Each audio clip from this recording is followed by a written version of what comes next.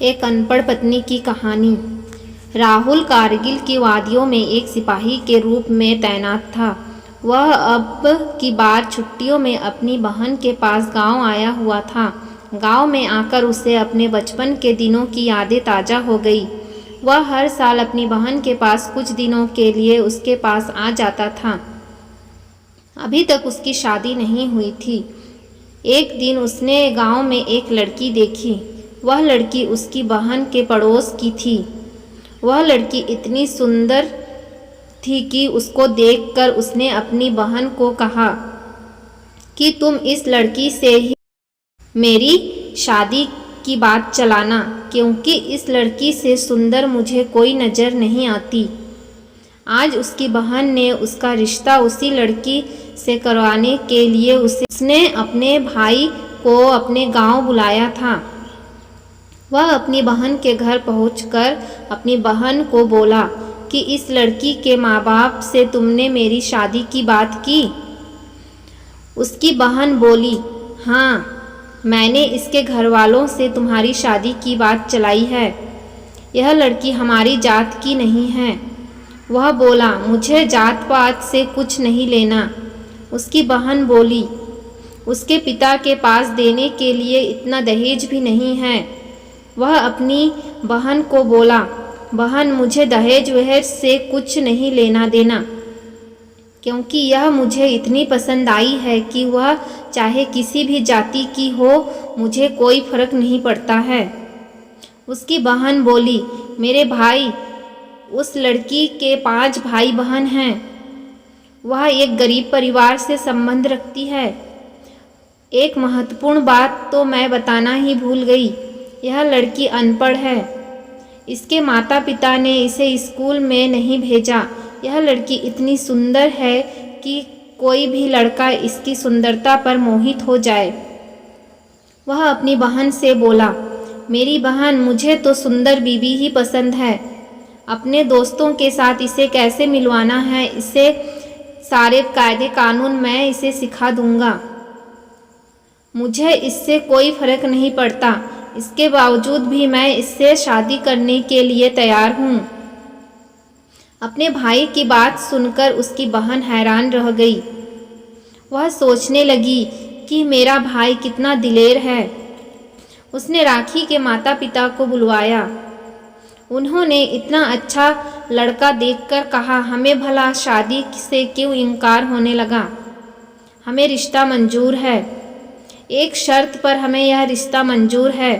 हमारे पास अपनी लड़की को देने के लिए दहेज नहीं है। उसने उनके मम्मी पापा को कहा कि कल शादी के लिए अच्छा मुहूर्त है।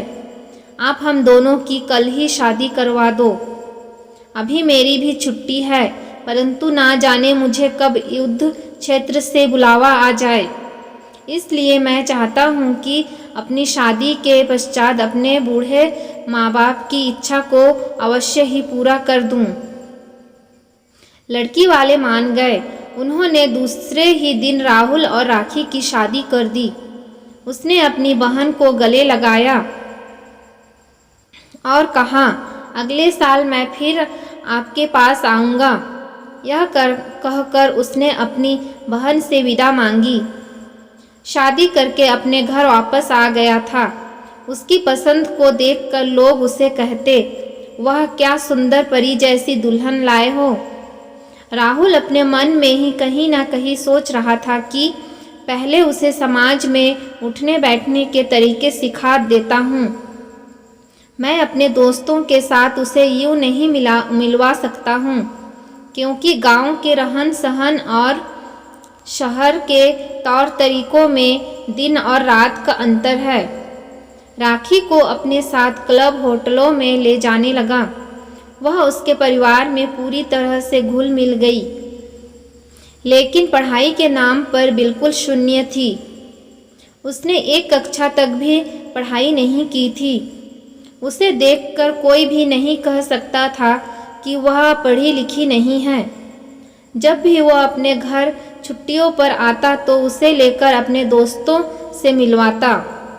उसके माँ बाप ने उसे एक दिन जरूर कहा था कि बेटा, बहू देखने में तो सुंदर है, परंतु है तो हमारी तरह अनपढ़, क्योंकि अब तो घर में 3-3 अनपढ़ इकट्ठे हो गए हैं। अपने बच्चों को भी यह पढ़ा नहीं सकती, और तुम तो युद्ध क्षेत्र में रहते हो।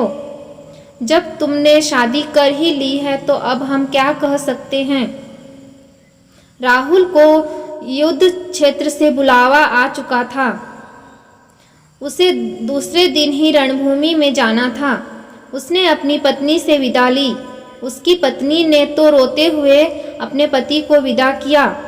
वह बोली, अरे पगली, अपने पति को हंसते हुए विदा करते हैं, क्योंकि मातृभूमि की रक्षा करने का अवसर तो किसी किसी भाग्यवान को ही मिलता है। तुम्हें तो अपने पति पर गर्व करना चाहिए। उसने अपने पति के माथे पर तिलक किया और वह उसे जाते हुए उसे बाहर तक छोड़ने आई थी। राहुल को गए काफ़ी दिन हो चुके थे। एक दिन उसके घर पर तार आई। डाकिया तार देकर गया। जब उसने तार शब्द सुना तो वह जोर जोर से रोने लगी, और रो रो कर उसने अपने सास ससुर को कहा कि शहर से तार आई है। वह फूट फूट कर रोने लगी। उसको रोता देखकर उसके सास ससुर ने भी रोने लगे। उसने अपने देवर को बुलाया। उसके देवर को पता चल चुका था कि शहर से तार आई है।